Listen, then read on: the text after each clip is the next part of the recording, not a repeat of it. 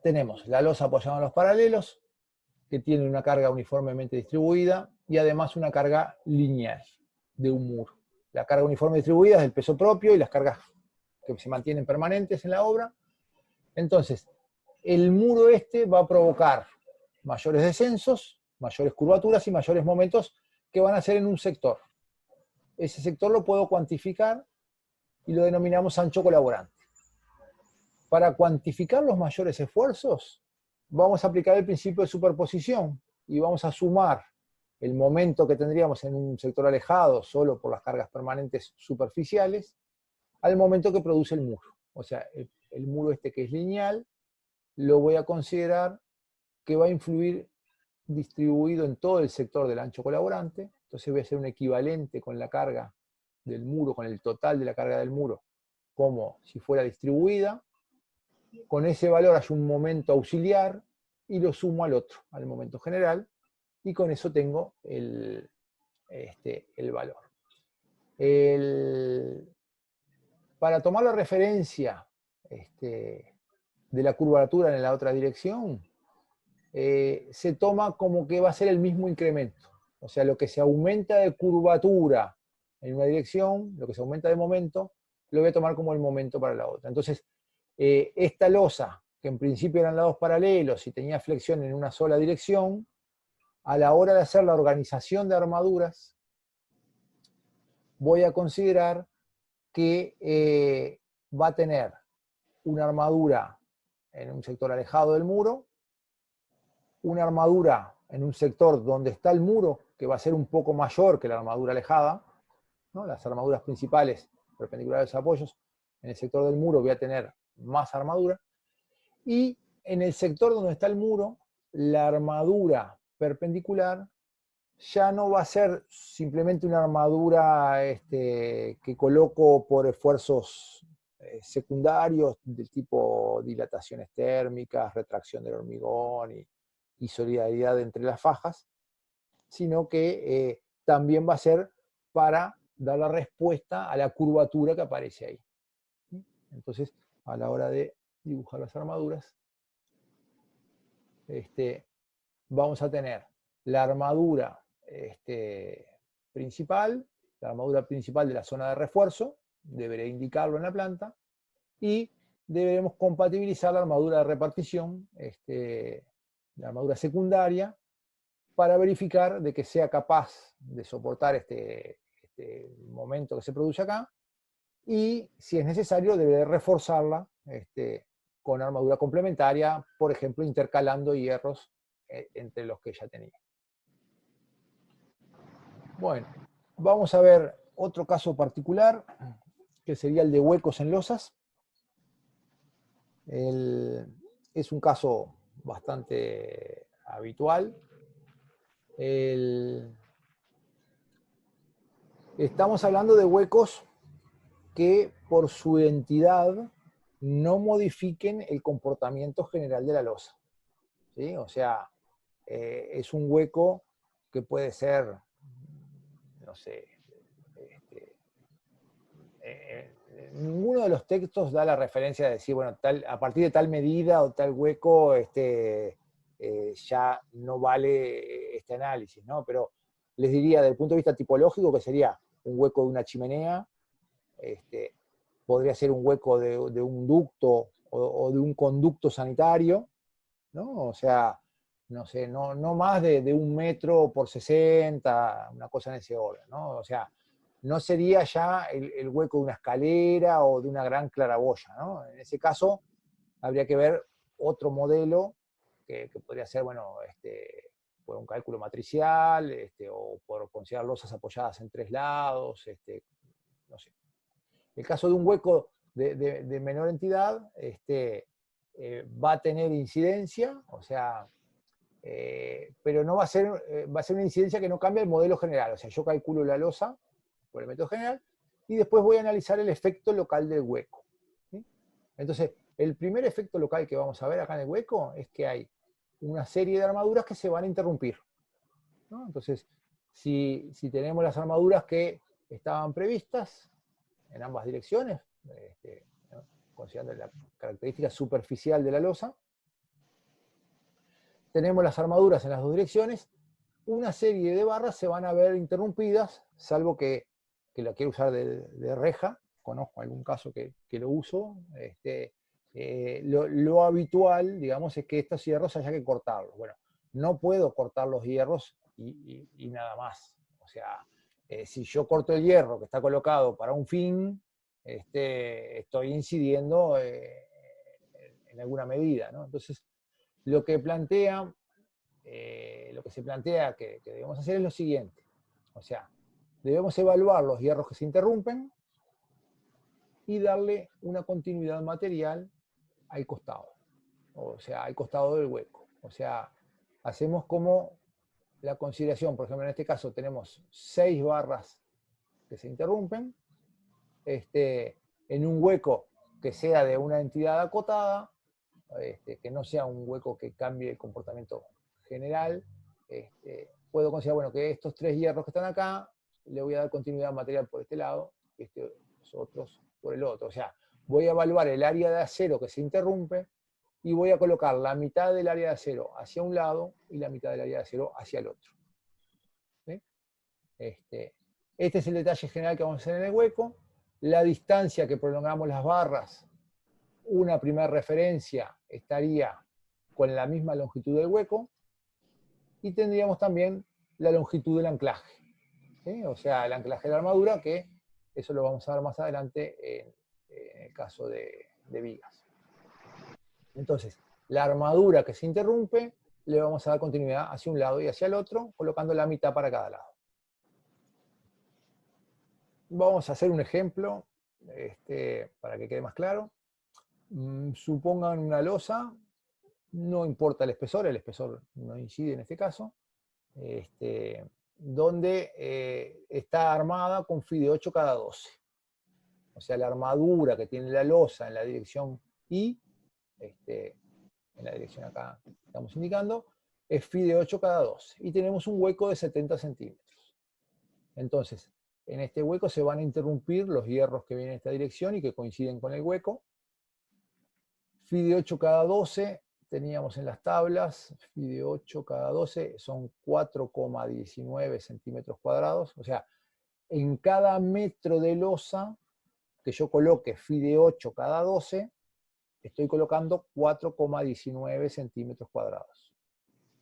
¿Sí? Si coloco fi de 8 cada 12, en cada metro tengo 4,19. En 70 centímetros voy a tener un poco menos. Voy a tener 4,19 por 0,70. Entonces, lo que se ve interrumpido en estos 70 centímetros es 2,93. Y yo deberé evaluar cómo coloco armadura que tenga esta área, digamos, colocando la mitad en cada borde. Este razonamiento que nosotros hacemos en una dirección, después hay que hacer el mismo en la dirección perpendicular. Entonces, si necesito colocar 2,93, a cada lado la mitad me da 1,46. Necesito colocar 1,46 en cada uno de los bordes paralelos a la armadura que interrumpí. Entonces, en tablas y ábacos tenemos un conjunto resumido, digamos, el área de acero de distintas combinaciones de hierros. Necesito 1,46. Si estaba colocando hierros de 8, se acostumbra que el refuerzo pueda ser un diámetro superior, ¿no? O sea, para que quede más resaltado. Entonces podría ser, por ejemplo, si coloco hierros de 10, la barra de 10 tiene 0,785, con 2 hierros de 10 tengo 1,57. ¿Sí? Entonces, un refuerzo posible sería 2 hierros de 10 colocados a cada lado. Entonces los indico en planta, acá, los hierros que tengo acá, los que se interrumpen, el refuerzo, indico ref, que sería refuerzo, 2 hierros de 10 en cada borde, ¿no? El mismo texto iría del otro lado. Nunca está de más aclarar que valen las consideraciones generales, o sea, estos hierros que están acá con azul, interrumpidos, pasan a estar llegando a un borde libre, ¿no? Entonces, en este caso, vamos a hacer el detalle de borde libre. ¿Sí? O sea, voy manteniendo los criterios generales y vamos agregando las consideraciones específicas de cada unidad. Bueno, vamos a ver escaleras.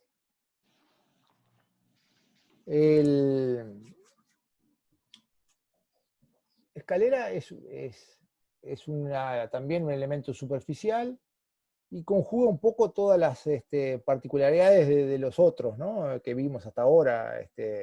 O sea, es elemento superficial, vamos a tener que organizarla con una armadura que va a ser en forma de malla, o sea, la organización va a ser hormigón armado, que va a ser hormigón y la malla de acero. Va a tener muchas veces borde libre, o sea, porque va a estar apoyado en un lado y en el lado opuesto, y en los bordes laterales va a ser un borde libre, entonces va a haber que hacer el taller de borde libre. Es probable que tenga quiebres, y va a tener además algunos temas específicos por la escalera, por la conformación de los escalones, etc. Entonces, acá pusimos un conjunto de escaleras. Digamos, habrá tantas escaleras como proyectos. Me acuerdo ahora, tendría que sacarlo del video, pero bueno, la del Vaticano, no sé, podríamos incorporar acá. Pueden ser escaleras de una rama, escaleras de 2 ramas, de 3 ramas. O sea, la cantidad de proyectos y de variantes de escalera son inagotables. Puede ser que la escalera sea plana en su fondo y que tenga los escalones resaltados, o puede ser que la escalera sea un plegado, donde va siguiendo una suma de losas quebradas, ¿no? El primer aspecto que debemos considerar es el de las cargas, ¿sí? O sea, vamos a tener la carga superficial. A la hora de evaluar la carga, va a ser un poquito más complejo que en el caso de una losa común. O sea, voy a tener la altura de la losa, que la altura resistente, que sería acá desde el quiebre del escalón hasta la perpendicular a la cara inferior.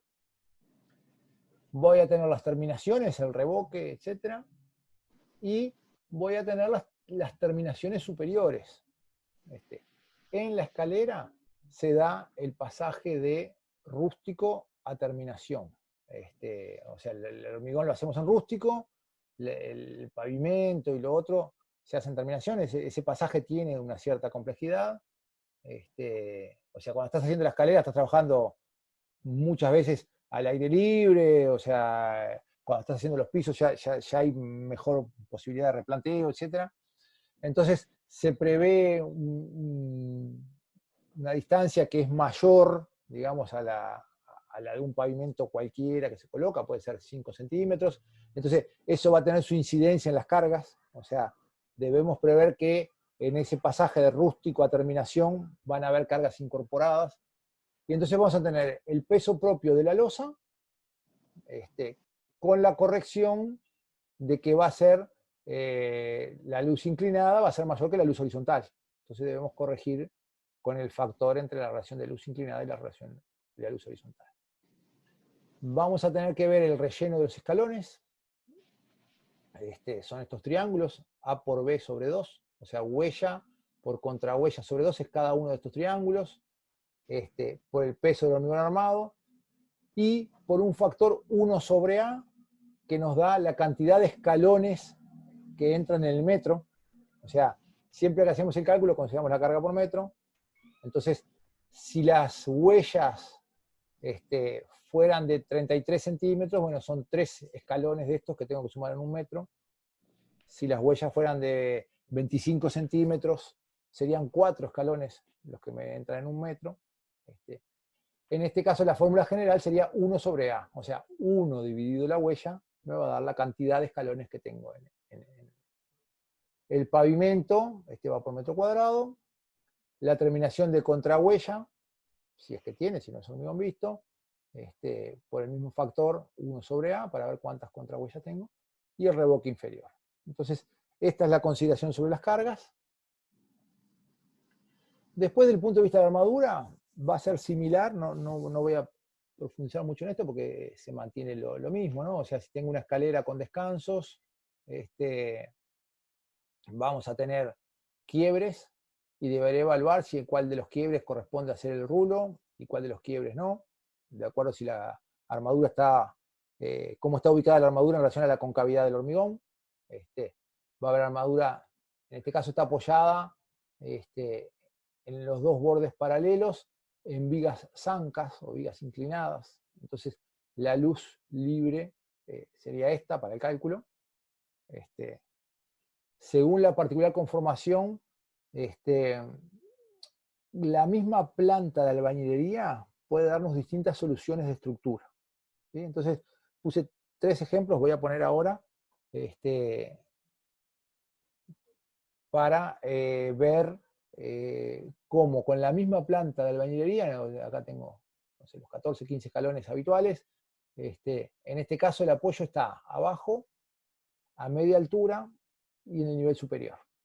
Se voy a tener 2 tramos inclinados, uno que vaya del apoyo inferior al descanso, acá, con un quiebre, otro que vaya desde la viga que está en el descanso a la parte superior con otro quiebre. Van a ser 2 losas quebradas, considero las cargas y los momentos. La armadura en uno de los cortes me va a dar que necesito hacer el rulo o la solución para el quiebre, y en el otro no, porque en uno la concavidad va a estar hacia un lado y en el otro va a estar hacia el otro, ¿sí? Va a aparecer armadura de repartición, que va a tener el detalle del borde libre, o sea, acá va a llegar al borde, sube y retrocede, con los criterios generales, ¿no? Entonces, este sería el detalle o el criterio si tengo apoyo inferior y arriba y apoyo a media altura al final del descanso. Si en cambio el apoyo lo tengo en el inicio del descanso, del punto de vista de la planta, es la misma planta, o sea, una persona que va subiendo esta escalera no notaría ninguna diferencia con la otra, no sé, habría que ver obviamente el cerramiento, ¿no? Pero es la misma solución, cambiando el apoyo del descanso de acá a acá, o sea, empieza a cambiarme el modelo, ¿sí? Entonces voy a tener una ménsula, van a cambiar las tracciones, y va a cambiar la organización de armaduras, ¿sí? Creo que esto es un buen ejemplo para sintetizar la aproximación que debemos tener a las estructuras en cuanto al comportamiento, ¿no? O sea, según la particular conformación de forma, apoyos y cargas, va a ser el comportamiento. Entonces, 2 escaleras que tengan la misma planta, cambiando los apoyos, pueden tener un comportamiento estructural completamente distinto. En este caso, tengo un apoyo acá en el quiebre entre el descanso y el tramo inclinado, hace que esto sea una ménsula, un volado, y voy a tener un volado con armadura que debo prolongar hacia el otro tramo, y un volado con armadura que debo prolongar hacia el otro tramo. En el caso de que esto me esté dando con la concavidad hacia afuera del hormigón, debo hacer el detalle específico de losa quebrada. Y esto acá ya para llevar el ejemplo casi a nivel de exageración, la misma planta con otra solución que sería una losa apoyada en 3 lados, con un borde libre, y que en ese borde libre va a recibir la descarga de 2 tramos inclinados, ¿sí? O sea, para una misma solución puedo considerar distintas hipótesis. Si van a tablas y ábacos, van a encontrar tablas que nos permitan hallar para losas apoyadas en 3 lados cuál sería el valor de los momentos con carga uniforme distribuida. Van a encontrar también tablas que nos permitan hallar para una losa apoyada en 3 lados el valor del momento que produce una carga lineal en el borde, ¿sí? En definitiva, se trata de ir viendo en cada caso la particular conformación de apoyos, de cargas, forma, cómo se comporta el elemento, qué deformaciones tiene, y ver la armadura que coloco y cómo determino los esfuerzos, ¿sí? El último tema, entonces, para cerrar hoy, sería el de losas aligeradas. Todavía nos quedan unos minutos. Vamos a ver varios aspectos, consideraciones generales. Siempre en estos temas aparecen en la identidad de cada elemento, aparecen, digamos, temas más estructurales, a veces temas constructivos. Vamos a ir tocando todos. Obviamente el tema de la organización material, de la armadura, de cómo construirlo, ¿no? ¿Qué son las losas aligeradas o losas nervadas? Las pueden conocer también. Bueno, son losas, o sea, son elementos superficiales, trabajando a flexión. Cuando la luz empieza a ser importante, o sea, tenemos cada vez mayores espesores de losa, y cuando ese espesor es importante, ya el peso incorporado, el peso propio del elemento, empieza a tener una componente que es contraproducente, o sea, está agregando capacidad resistente y también está agregando carga, ¿no? Entonces, cuando se da un cambio importante, un aumento cuantitativo importante, por ejemplo, en la luz del elemento, se hace necesario dar un salto cualitativo en la solución, ¿no? O sea, a partir de incrementos cuantitativos llega un momento que llegamos a una crisis y hay que rever el sistema y dar un cambio ya cualitativo. En el caso de losas nervadas, bueno, no hay un valor límite, pero les diría que las losas macizas, antes se tendía más a dar valores de referencia, a partir de tal medida hay que hacer tal cosa, a partir de tal medida hay que hacer otra. O capaz que yo como estudiante lo sentía que eran valores precisos y el profesor hacía las mismas atenuantes que hago yo ahora, ¿no? Yo les diría que las losas a partir de los 7 metros, por encima de los 7 metros, las losas macizas empiezan a a requerir una mirada más detallada, ¿no? Empiezan a aparecer efectos secundarios, deformaciones, ya losas de 10 metros se pueden hacer losas macizas, hay antecedentes en enormidad. Igualmente se tiende más a ir a una losa aligerada. Básicamente el tema es la simplicidad de la solución y criterios económicos, ¿no? O sea, hay que hacer lo que sea más adecuado para dar respuesta a la necesidad. En el entorno de los 10 metros ya se va más claramente a las losas nervadas o aligeradas. Los moldes se hacen con moldes cerámicos, con moldes de hormigón, pueden ser moldes de espuma también. Entonces, habrá que ver en cada obra en concreto, en cada proyecto, qué medios, qué recursos tengo para dar respuesta. Capaz que si estoy enfrente a la fábrica de moldes prefabricados, para una luz mediana me conviene ir a la losa aligerada, y si estoy haciendo una obra en una localidad alejada del interior y tengo que llevar todos los elementos, con flete, etc., me conviene redondear un poco a una losa maciza. Va a ser más económico, voy a tener menos incertidumbres, ¿no? Miren que los temas en las obras no son solo la economía, sino también las incertidumbres, ¿no? O sea, no querés incertidumbres en procesos complejos que afectan muchas variables, ¿no? Entonces, la idea entonces es, si la losa tiene un espesor importante, quitar hormigón de la zona que no está trabajando la compresión, y ahí entra el aligerado. El hormigón que queda deberá alojar las armaduras, deberá también tener la capacidad de soportar los esfuerzos de cortante que aparezcan, ¿no? No es que de la línea neutra hacia abajo desaparezcan todos los esfuerzos.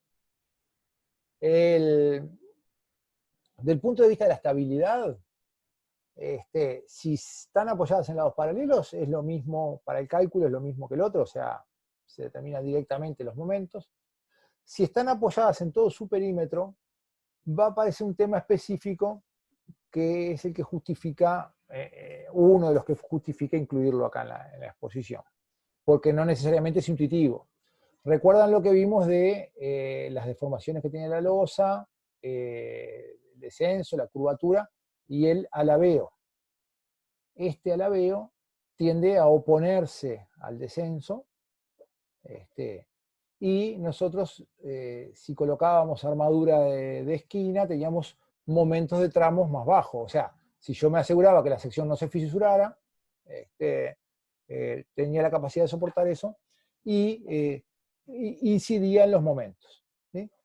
Bueno, en este caso específico de la losa aligerada, la alternancia de nervios y huecos le resta rigidez torsional.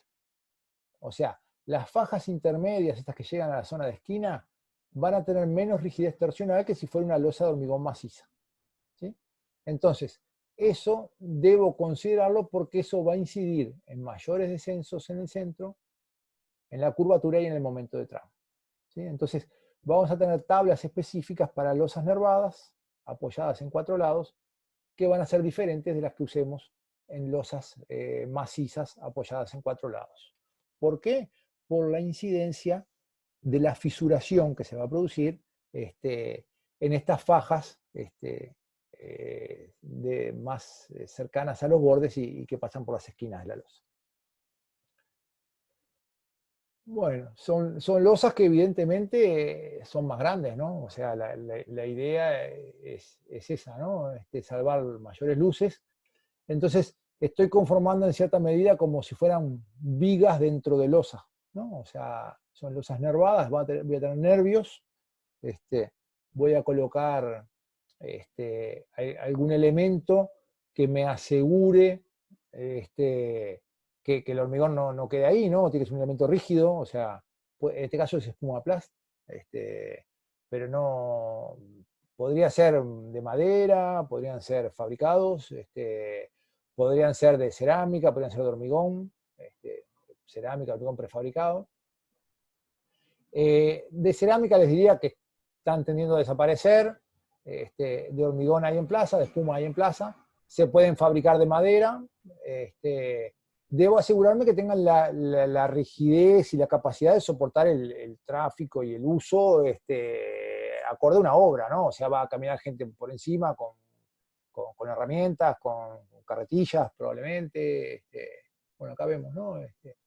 El hormigón, digamos, cuando se traiga la bomba para echar el hormigón, eso también afecta a la estructura. Bueno, tiene que tener la capacidad de quedar en su posición, porque si no, yo estoy suponiendo una cierta liviandad o un cierto peso por unidad de superficie. Si esto fuera, no sé, de cartón y se aplasta y queda todo lleno de hormigón, me cambia las hipótesis, ¿no? Mantenemos el criterio general de verificar o asegurarnos que el resultado o el proceso no entre en contradicción, no haya factores que entren en contradicción con las hipótesis que tomamos. Vamos a considerar entonces, estos son dibujos tomados de la norma, los nervios, una carpeta superior de compresión, el sector del aligerado, eventualmente podrá tener una zona abajo para que no se vea el aligerado. Los nervios resistentes, es necesario plantearse nervios transversales, que la norma plantea distintas separaciones en los nervios transversales para entrepiso que para azoteas. Entonces, para entrepisos nos plantea 2 metros de separación. Esos, para la azotea se admite un valor mayor. ¿Cuál es la idea? Bueno, en el entrepiso hay cargas eventuales, no sé si fuera un salón de clase, entran todos juntos, de repente en la zona de la puerta hay más gente, en la zona más alejada hay menos gente, eso va a dar deformaciones diferenciadas. En el caso de una azotea, la variación de carga va a ser más uniforme en su distribución en la superficie, entonces por eso se habilita a que los nervios estén un poco más separados. Vamos a trabajar con una equivalencia, tomar vemos cuántos nervios entran por metro y hacemos un nervio equivalente y lo dimensionamos como si fuera una viga en sección T. En este caso, los diámetros son habitualmente mayores, lo habrán visto en la foto recién, ¿no? O sea, eran diámetros más importantes, porque son losas que están salvando luces importantes. Se mantienen los criterios generales de cuantías para armadura dimensionada a flexión. Cada uno de los nervios en cierta medida es como una viga, entonces bueno, debemos ver de colocar dos barras, digamos, para conformar el nervio. Las separaciones, se mantienen los criterios de separaciones, o sea, necesito que el hormigón recubra las armaduras, entonces hay una separación de 2 centímetros, hay un criterio de separación también en relación al tamaño del pedregullo, que realmente no tiene incidencia con las medidas usuales de pedregullo, y hay un criterio de separación en relación al diámetro de las varillas. Estén atentos porque si las varillas son importantes, no sé, nos da varilla 25, la separación es un poquito mayor.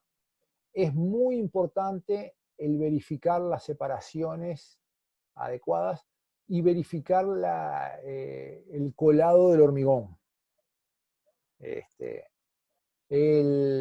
Ahora después vamos un poquito a eso. Los nervios que son como vigas, vamos a colocar estribos. La normativa nos autoriza en algunos casos que no tengan esfuerzos especialmente importantes a no colocar esos estribos. Se debe colocar una malla en la zona superior. Y hay algún tema, ya estamos redondeando un poco, pero para redondear quiero agregarle 2 cosas finales. Una más constructiva, me salgo un poco del curso, pero bueno, ya que estamos en el tema, corresponde. O sea, el molde debe tener la rigidez para soportar el uso de obra.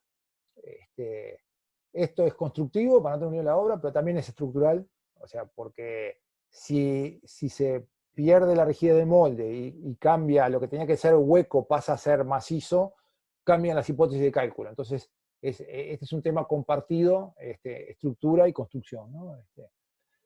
Si tengo huecos, debo prever, asegurar la eliminación del agua que pueda quedar retenida, ¿sí? O sea, en los moldes va a quedar agua retenida y esa agua se debe ir eliminando, ¿sí? Hay casos que yo llamaría clásicos de patologías, donde esa agua retenida después va saliendo, afecta al revoque. Si el molde es de madera, incluso esa agua puede, como la madera, desprender ciertos taninos, entonces salen unas manchas oscuras, muy difíciles de sacar.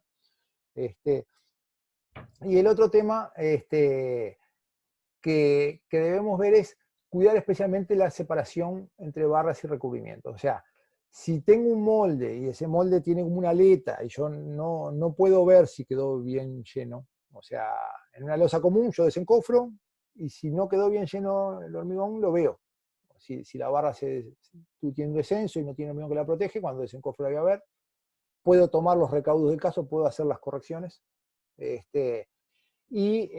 Si en el caso de losas nervadas no voy a ver si quedó mal llenado, y entonces es especialmente relevante cuidar eso, porque si no queda bien llenado, va a incidir en la vida útil de la estructura, ¿sí? O sea, hay casos de patologías de estructuras de losa nervada que son clásicos, o sea, por problemas de llenado. Cuando digo clásicos, es que se ven ponencias en los congresos, por ejemplo, de patologías de trabajos sobre restauraciones de losas de bovedilla, ¿no? O sea, que afecta la durabilidad y afecta la durabilidad en un proyecto de luces importante, o sea, no es un tema menor, ¿sí?